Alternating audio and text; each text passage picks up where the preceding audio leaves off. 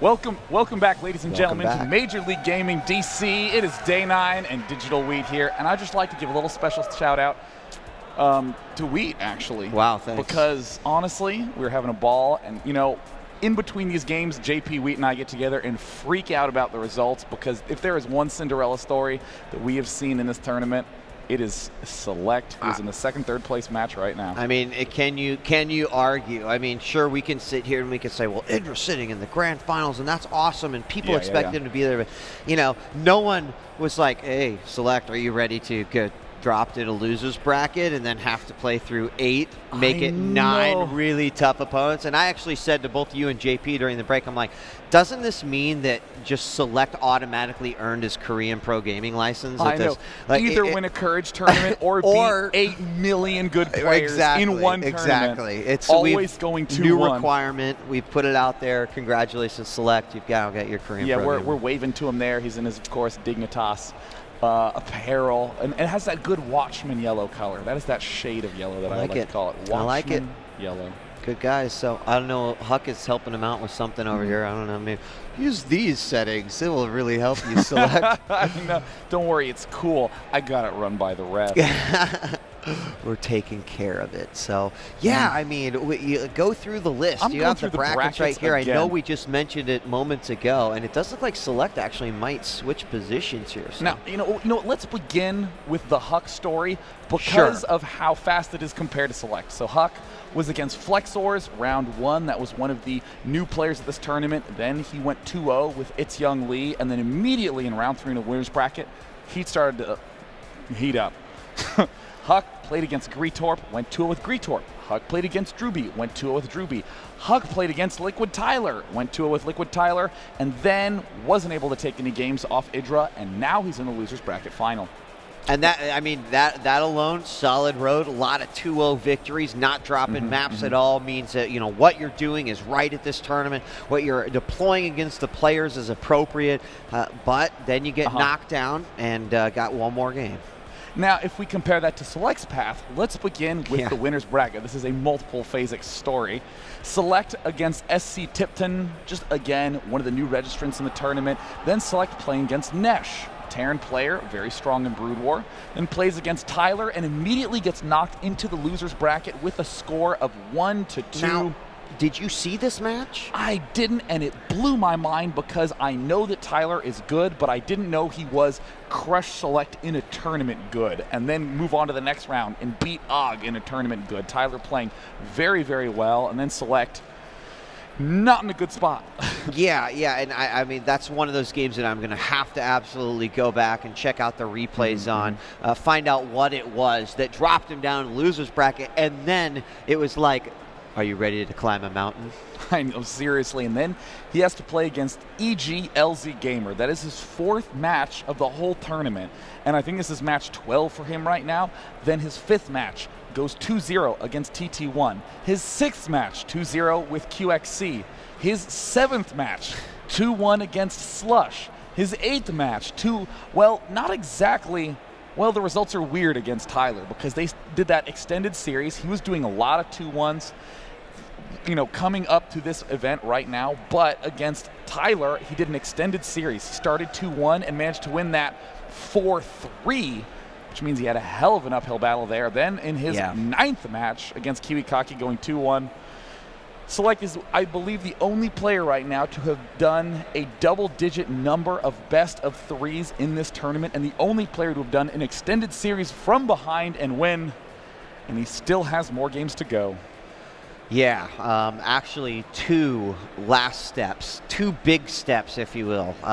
First step would have to be HuK right there, as HuK is spamming me right now. Thanks, HuK. You've got HuK, obviously a player. He comes off wearing the championship belt of MLG Rally. He certainly would love a repeat performance. I think it would not only reinforce his existing fan base who absolutely love him, but also that small group of guys that says, oh, it was the circumstances that allowed HuK to win the tournament. So either way, he certainly put his best foot forward, proven a lot already at this tournament, and I would not by any means count either of these players out as a potential winner of the entire thing. As even you said, Idra looks mortal. We saw him drop several games. Any of the players that are still left in the tournament are completely capable of taking away a game. Where it will come down to is, can they take multiple series away from Idra?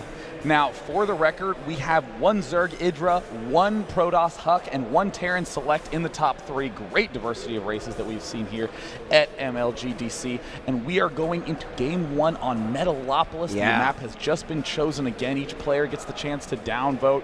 Looks like no matter what, every series will be having some mix of Metalopolis, Zelnaga Caverns, and then some other normal-looking map. But whoever wins this will be in the best of 5 in the finals against Idra.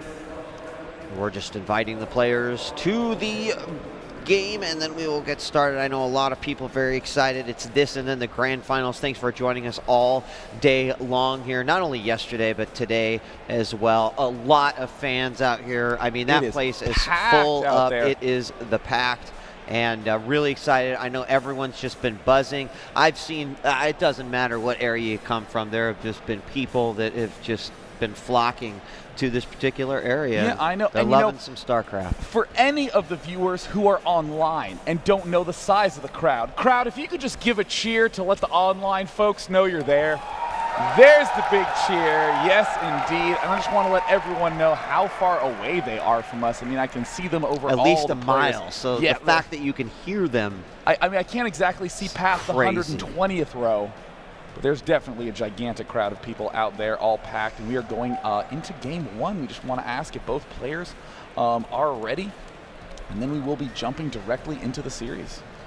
I just had to remind HuK that flirting won't win any games, as he likes to flirt. And look, there's JP McDaniel, and see, that is why it is so awesome to be in the caster's seat. You, me, and JP are big fans of the game. There's JP using his VIP pass to get the front row seat behind HuK, and it looks like we are just going to get, I believe, a final confirmation on what the downvoted maps are, or it looks like they're just going to decide how best to rig the series. Yeah, they're going to make a minor table adjustment here for Select, and just making sure that the players are playing comfortably and ready. And HuK even got up and said, "Here, Select, let me help you adjust the table." One thing I absolutely love and adore about the StarCraft community, going all the way back to Brood Wars, they respect one another. Oh, yeah. There's not really, well, of course, there's drama and bad blood everywhere, but these players are, I mean, just like, it's kind of just one big happy family. And it's kind of funny because when all the players plugged all their equipment in, we talked about this yesterday, they all needed to practice. So where'd they go? The ladder. And if everyone's laddering, literally, I think 95% of the games played in practice were ladder games against one another. And as it turns out, they all had huge amounts of history playing against one another all the time.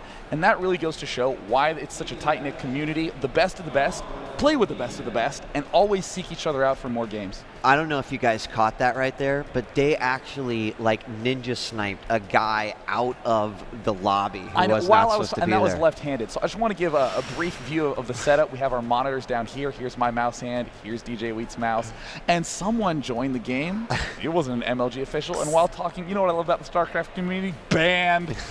I just love the tight-knit community. Banned. It was so good. It's done. So, juicy. Okay, here's the quick update here. Select is going to move to a separate PC to make sure that everything's good to go. So we're going to have him coming up here in just a moment. Seen some great games today. Of course, this is all leading up to a big championship that is going to take place at Dallas in just, gosh, less than like 3 weeks. So it's gonna, you know, finally these guys will go home, decompress a little bit, get a lot more time with patch 1.1.2. Doubt we're going to be seeing another patch before that time. Of course, this one kind of like came out of nowhere, just hopped out of the bushes and was like, "I'm mugging you. Here's a patch," and and you know, I don't feel like it's actually made any. I mean, players were coming in here like, "Are you serious? Like, is this really what we're going to have to deal with?" But all of them have adapted really, really well.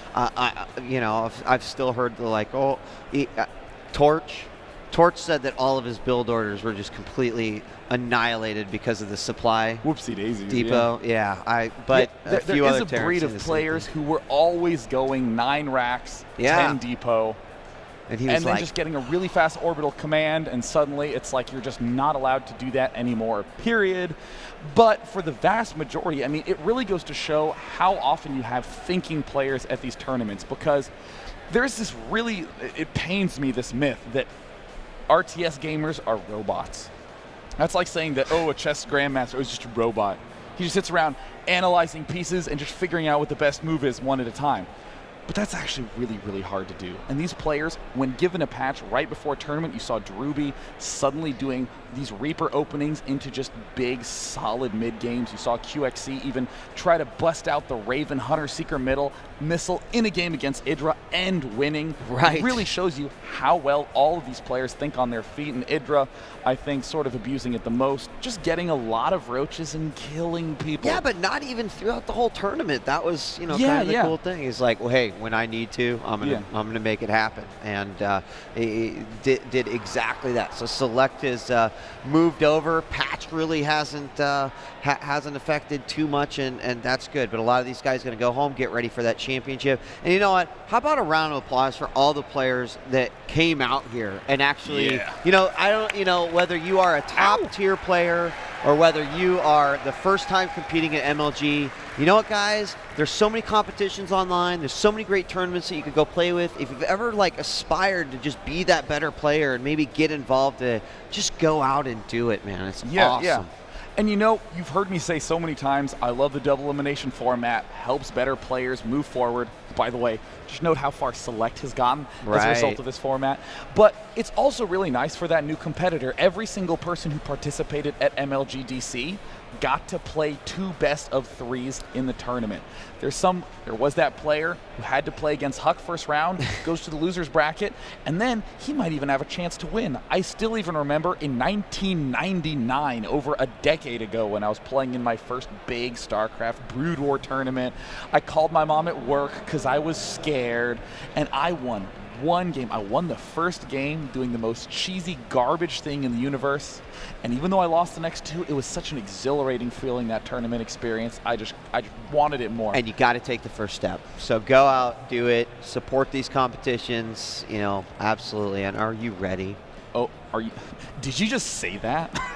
I have to double check. Oh, baby. Wheat? It's in the script right here. Yeah. So. Hands are free right now. All right. I'm ready to go Bam. into match 1. Ladies and gentlemen, this is the second third place match. The loser will get third at MLG and earn himself $1,000. The winner will advance to face Idra in the grand final. HuK versus Select, game 1 on Metalopolis. Let's take a moment of silence here. Yes. We've got a couple of epic games about ready to be played here. I want to hear the crowd out there as well. That's right. Tear it up. As we have got our Protoss player HuK spawning at the 12 o'clock position, down here in the 6 o'clock position, the blue Terran, we've got Select. Now, keep in mind that Select is the lower seeded player, therefore he is blue. HuK, obviously the number 1 seeded player, so he is red, as he really does bring the noise. We will be having Select, again, just playing his good old standard solid emphasis on Marines and Marauders into big aggression. But what I love about the way that Select plays is he doesn't get 5, 6 barracks before teching. He relies on 2 barracks and then gets a 3rd and then immediately gets those medevacs. Allows for a very fluid Terran army that can be in a lot of places at once. Let's talk a little bit, because it's been one of our subjects of discussion throughout here, again, like the play style difference between a Protoss Kiwi-Kaki and a Protoss HuK. And HuK having this more standard, more sort of straight-lined approach to things. How do you think it's going to play up against Select's style of play, which is, very much the same? Well, I think HuK is going to have a little bit more ease dealing with that usual sort of harassment with the medevacs, but it's the big straight-up macro fights where I think HuK will struggle. And I was actually thinking about it in between the break, and Kiwi-Kaki does make mostly voweled hotkeyed units, sentries and immortals, and we have the more consonant hotkeyed unit HuK with the zealots and the sentries. I thought that was quite clever. But either way, we do have this probe advancing in. The zealots and the stalkers going to be very good for just dealing with usual small, tiny pushes, but it's Selects all over the placeness and that final big push that HuK's really going to need to worry about. Barracks is about ready to complete here. We'll see a Marine pop out of there right away. We've got the first gateway down and the assimilator just finishing over here.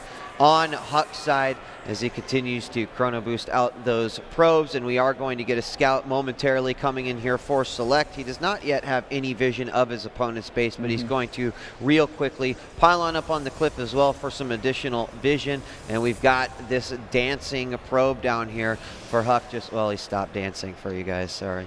And this is one thing that HuK loves doing, keeping a probe outside the front of his opponent's base. So if he can poke up and he sees that there are not that many Marines, he can easily expand. Or if he sees that there are a lot of units, he might be a little bit more leery of the expo, but almost certainly a one gateway early expand incoming from HuK. And now we are going to see the SCV of Select make his way in. He sees the pylon, make sure there's no other hidden buildings over there. The Cybernetics Core finishes as this Zealot comes out and tries to chase this SCV out of the base. Meanwhile, down below, we've got more Marines starting to pump out. We've also got concussive cells being hit, and a Reaper is about ready to hit the field as well. And HuK revealing a little bit of his intentions, already planting a pylon down on low ground. Is he supply blocking himself? Ouch, yes, he is supply blocking that probe just a little bit. Not going to do too much of a falter there on his gateway production, but either way, gearing up to take that fast expand. And there's the Reaper moving out. This is a great move by Select. Reaper's not only good at scouting, but at denying scouting. And Reaper's going to take that long way around. Meanwhile, that Zealot is going to actually make his way over here with the Stalker. Couldn't meet up. The Reaper goes right through the gold. And I think HuK really trying to anticipate and read into his crystal ball. And that Reaper actually taking an alternate route. Great place for this Reaper to fight this Zealot too, as he can just hop on and off these cliffs, just mocking that Zealot all day long as he will finally take him out. But getting into that corner, he's going to hop back up into the gold, escapes away, so he does walk away with a nice kill. And there's the command center going down for Select. We've seen him do this 2 barracks play so many times. He can deal with a lot of pushes. He can also do a bunch of little pushes on his own, and HuK very aware that getting an early expansion is a risky endeavor, and consequently getting many more gateways of his own and even chrono boosting the warp gate. And there's a big common technique that HuK will be using, saving that chrono boost just in case there is a huge push coming from Terran. He can chrono boost his own warp gates. The Reaper of Select goes over and checks the third, and meanwhile, HuK did something very interesting where he actually sent his Stalkers through there, and kind of, I believe that he was basically trying to deny any sort of vision. He's going to give it away as he snipes this SCV, and I guess that means that this Reaper is going to move into position, knowing that, well, if that's all of his units, he's got to have something there to protect, but now they are going to move back to base as he sees a little force starting to move out here. This, again, it really shows the dynamic play that Select uses. Still mainly Marines and Marauders, but it's how he positions them, just maintaining as much vision as possible. And HuK clearly trying to get small forces of Stalkers just to pick off SCVs at Xel'Naga Towers, but they will not be greeting an SCV, they'll be greeting a Marauder that will easily pick off at least one. There's the third Rax going down now for Select as his Expo is up and about to be in orbital command. And HuK needs to start using some of these warp gates to produce big numbers of units, otherwise it will be considered a big waste for his economy. Yeah, he's got the 4 going. He put them down in perfect timing with the completion of that warp gate, and now it's just a matter of really starting to macro up. This Reaper is going to go and poke his head in one more time, going around the back statue, and might actually get some damage done, but you can see how low in health he actually is, only 20%. Or only 20 hit points remaining, so he is going to try to snipe a few guys here, and that will get these Stalkers into motion as he will quickly be taken out here in the back as they, wow, just absolutely obliterated. Just crashed right into himself, but again, that delay Reaper is a real nice play by Select. Most people are very comfortable with dealing with a Reaper when it's just, I don't know, 22 food or so, but it's when you get to around 50 food, as we are seeing HuK at right now. That's when players are a little bit more spread out, aren't quite watching all those angles, and just a few probe kills helps Select get just the ever so teensy-tiniest of leads. Now Select is now adding on the tech lab to that barracks factory going down now as well. Here's again the nice little timing by Select. Note that he does have stim. He's just going to poke up, do a little bit of damage, can rely on the retreat. There's the scan, sees huge numbers of Zealots and Stalkers. Oh my goodness, now he's advancing forward. There is the charge, and the Stalkers need to do a lot of damage. HuK really not having that many units, trying to warp in more Zealots. He needs to be careful of the amount of stim that Select is up against. Uh-oh, there's another restim, but those units are rapidly losing a lot of health, and Select has a really high food count at the end of this battle. Yeah, at least 7 Zealots already sniped a few Stalkers as well, and now these Marauders will manage to at least try to get away from there, and they will do some serious damage, eliminating HuK's army down to just about nothing and a couple of Stalkers. He's going to bring in a few sentries and an additional 2 Stalkers to reinforce, but that was a pretty decent push, really doing maximum damage as he can, trying to take that out. Didn't get that back there into the economy or anything, but just already, you had mentioned, you know, HuK needed to focus on building that army, and now he's got to start all over again. Yeah, and that's really what the point of that push was for Select. Select is not intending on taking a third base anytime soon. HuK really wanted to take a third base because the army's traded. Sure, no one's at an advantage or a disadvantage, but HuK guaranteed is not taking a third after a push like that. Select now advancing forward, and I think this could be a big blunder by Select. Did he end up seeing those Stalkers off to the left flank? Yes, he sees absolutely everything, and oh, there's the force field. Does he have enough for another one? Oh, yes, catching all of those Marauders off guard, but look at that control by Select, marching right into the main. That is an amazing response. It is, and so how quickly it happened, you just said, well, I have 2 options. I can either sit behind these force fields or die. I can go in, stop mining, pick off a couple of probes, and, you know, again, continue to harass. Now, these other 2 Marauders that managed to make it out of there, they are going to almost get taken out by this force, but they will be moved back. And, again, I would say another nice poke there by Select, something that we've seen him do very often versus his opponents here. Now, this is a very interesting decision by Select. Often you will see players try to expand a little faster because we're so far across the map from one another. Select instead favoring getting 6 barracks on 2 bases. I'm trying to poke around, see if there is another orbital command. No, indeed there is not. In fact, not even really getting this third gas. Finally, another gateway goes down, but notice this placement by HuK. It's going to be very well hidden and tucked away. It doesn't look like, not going to see it. That's going to be able to help later on in the game. Yeah, actually, when did that pylon go down? I don't know. HuK just sort of miraculously plants pylons. I mean, this little probe right here will be able to throw down more pylons of his own. They just threw it down. Yeah, he's got another one right here. And as we've seen, HuK definitely liking to use that little strategy. He's going to bring this force back together. Colossi is going to be there to meet them. And 2 free Marauder. Oh, the lamp post. The traffic light, yes. Oh. It obviously was red. Yeah, green light.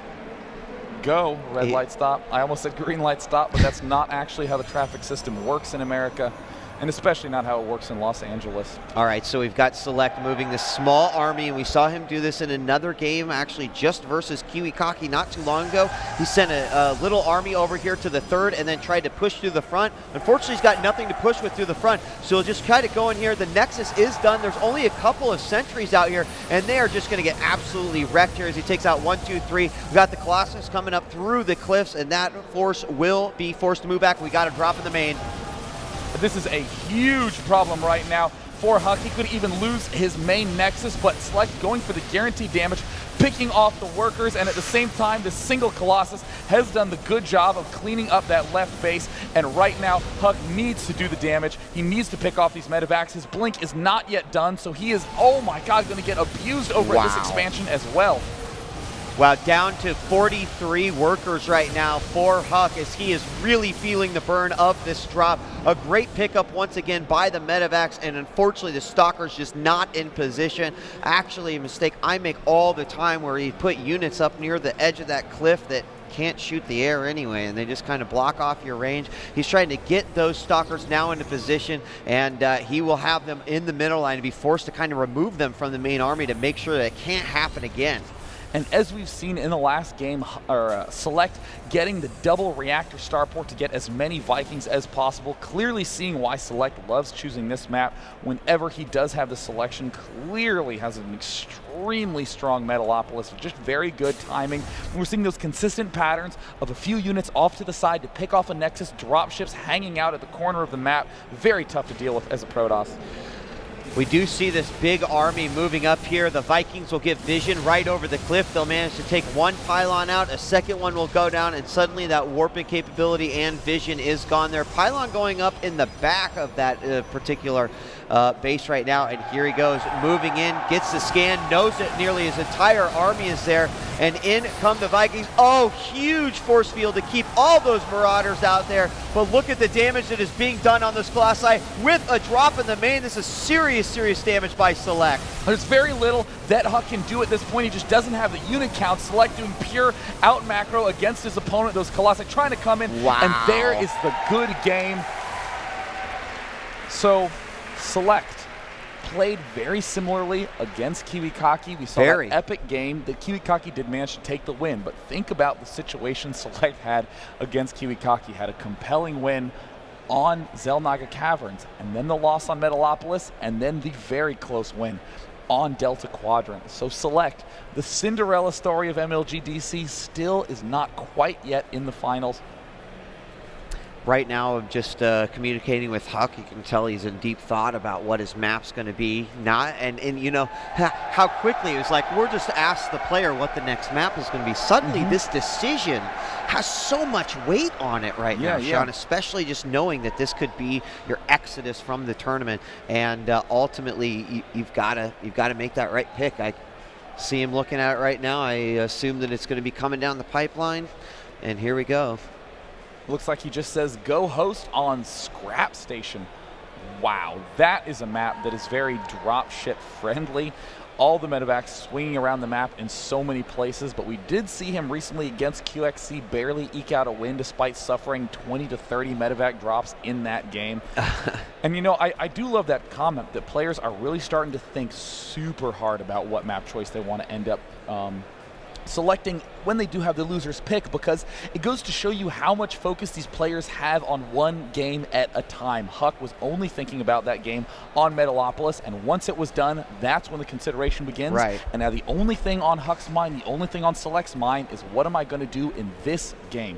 You know, absolutely, and you can't be so ready to think about the future. Sure, it can be great to have an idea about it, but you know, you want to base your decision based off of how you're reading your opponent, if you know how they are playing at the current time. I mean, I'm sure there are so many players here that are like, how is that guy still ticking? Like, who is winding him up in between each of the match? And I mean, HuK's got to be one of them. Yeah, and honestly, I mean, I don't even have an answer. Every player I know would have been absolutely exhausted, drained. Select still playing so well. We do have Select spawning in the top as the blue Terran. In the right, we have HuK as the red Protoss. Whoever wins this game, whoever wins this series, will go against Idra in the finals. HuK 1 game away from elimination. Select 1 game away from the finals. Yeah, and I think a lot of people would be really disappointed to see HuK fall right now, but at the same time, Select has just been gaining so much momentum in the community, a lot more fans. He's been making his mark. He's always played really well, and oh my gosh, you had mentioned something about Select's APM going up, but look at HuK. He was at like 480 at one point. Yeah, look at him beasting up at the 362 average APM. The way that HuK deals with that frustration and that adrenaline is to play faster, to play better. Players occasionally try to just calm themselves down, and their hands end up locking up. The adrenaline makes them a little bit shaky. Best way to deal with it is just spend that energy, hit that keyboard as fast as you can, and that way you'll have a lot better control going into the matches. I like that. Yeah, I know. I mean, that makes a lot of sense to me. People always ask, oh, it's unused spam. It's unused APM. We don't need any of that. Why does it? You know, it doesn't really matter. I think that's the best thing I've ever heard about it. Is like, use it to get that adrenaline out of there to, you know, make yourself more stable as a player. And to nerd out for a moment, adrenaline does make your hands feel really cold. It constricts those arteries. So if you want to keep clicking those fingers fast, you'll get more blood in your hands. You'll feel warmer. You'll always play better. And we see both players doing a little bit of that, just hanging out well above 200 APM. I like that. That's very, very nice. You got barracks going down here, and you had mentioned something to me about scrap. You know, you had said, "Gosh, Scrap Station. It's pretty much the setup. A lot of drops could happen right there. It's something similar to like what we said when Select chose Delta Quadrant, and we were like, man, for the Protoss, that's actually a pretty decent map. And so, you know, I at this point in the game, you can't just assume that because P can do this, it is going to mean an automatic win. And similarly here, I think HuK's got to have some sort of plan, maybe even outside of his typical style of play. We do see the cybernetics core going down in the back of HuK's main. No gas geyser has been built yet, and Select is going for the 2 barracks play. Might seem unusual because of how far away the ground positions are, but on this map, you have a very widespread open ramp. This center path with the destructible rocks, very easy to knock down and give you the fast path to your opponent's base, so having a lot of Marine Marauder is very, very strong. A very important. And look at HuK. Is that English? Not your, though. No, yeah. There was some chanting in the background. Yeah.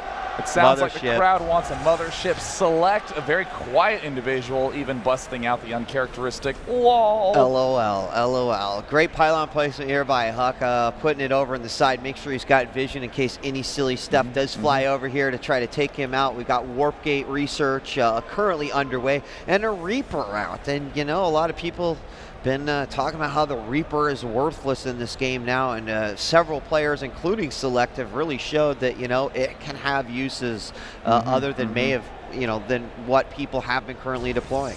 And we do see that the Nexus is going down right now for HuK. He's opting again for the 1 gate early expand. Ooh, and a command center down for Select.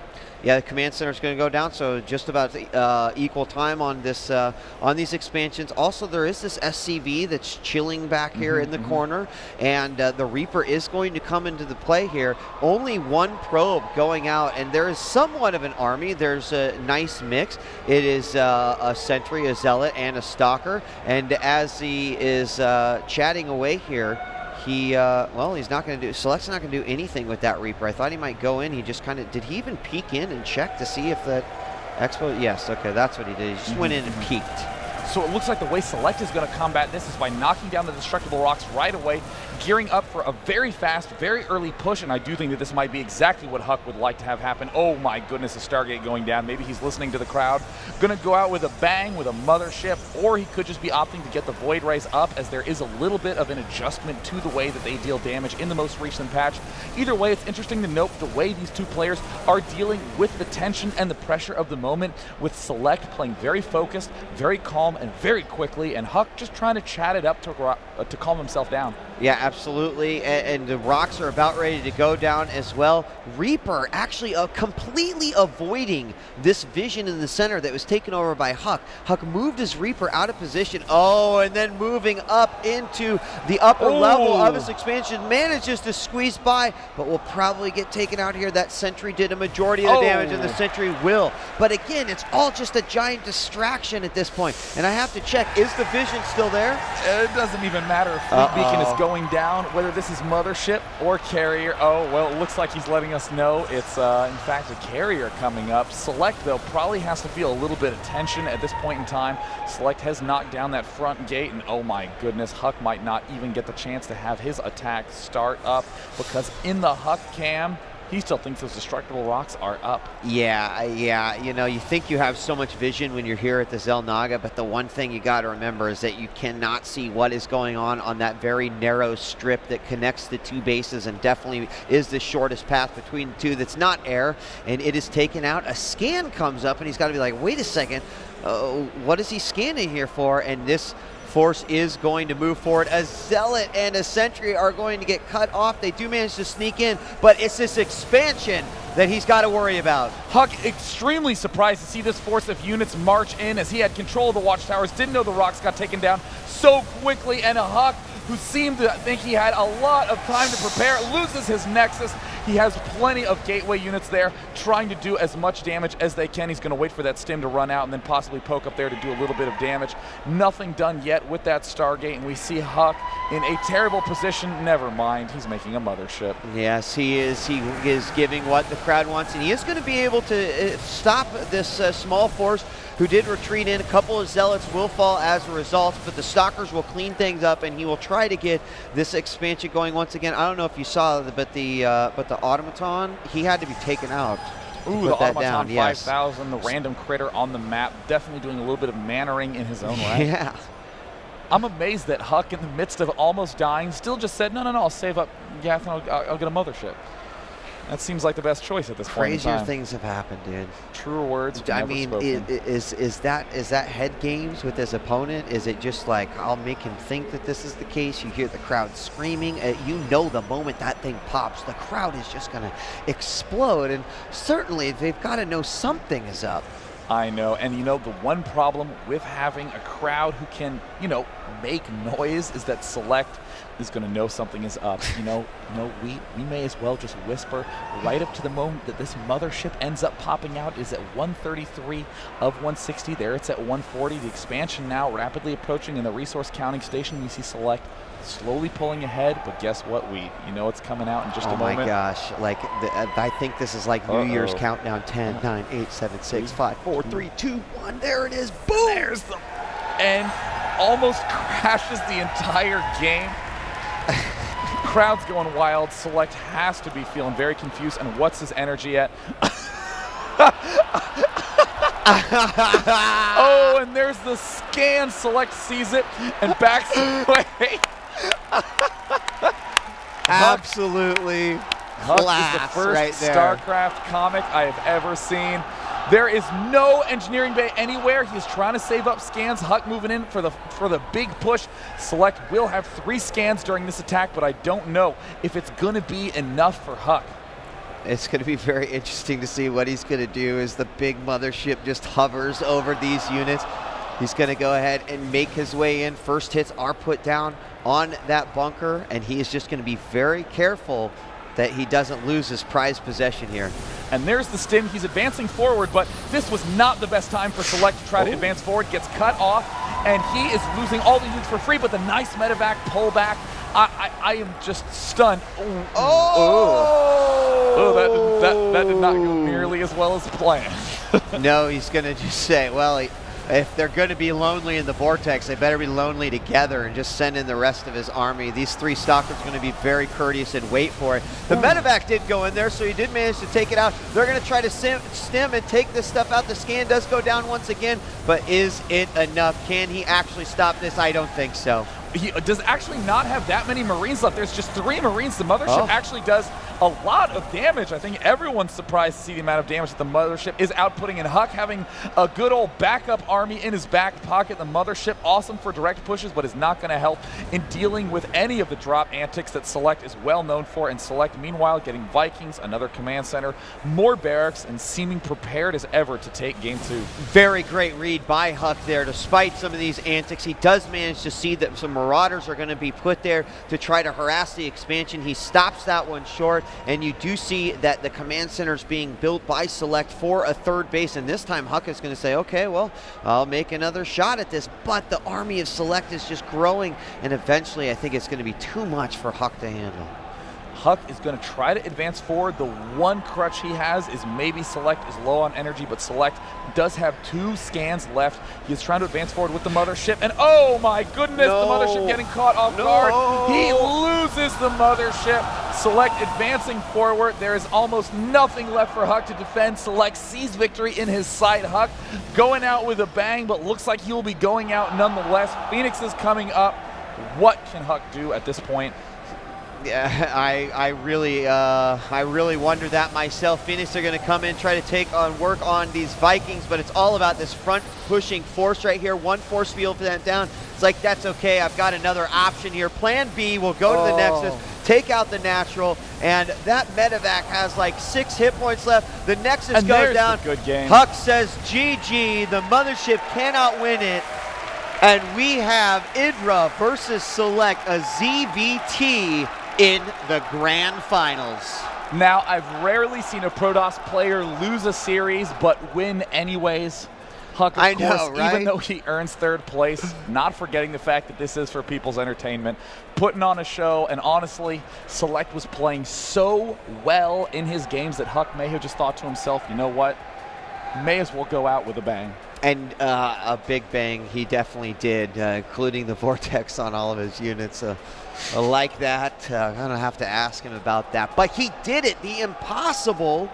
Select fought his way through the losers bracket is something that most players, they think about, but actually accomplishing is so difficult. And now he goes up against arguably the guy who was considered the favorite walking through the doors here at MLG D.C. And we have not really gotten the chance to admire Select's incredibly aggressive, very, very well-timed Terran versus Zerg. You know, I had the delight of watching the Taiwanese player Sen's StarCraft 2T stream, and Sen ended up being paired against Select multiple times, and if you didn't know, Sen is a beast in Zerg versus Terran, but Select just kept pushing and pushing and pushing and pushing, and of course there's a little bit of love for Idra. Yeah. A little bit of laughter in our ears from the producer. I like it. I like it. A lot of support out here by all these guys. You guys are the best around. Great stuff. So we're gonna be taking a quick. Can I take us out? Because I think that Grand Final is going to be brought to you here by Day 9 and JP. So I'm going to go and sit in that crowd. Oh baby, baby. And enjoy the finals match from there. So ladies and gentlemen, if you would please be so kind, give a big cheer to DJ Wheat, who has been our wonderful casting partner throughout this event. We will see you in the finals after this short commercial break.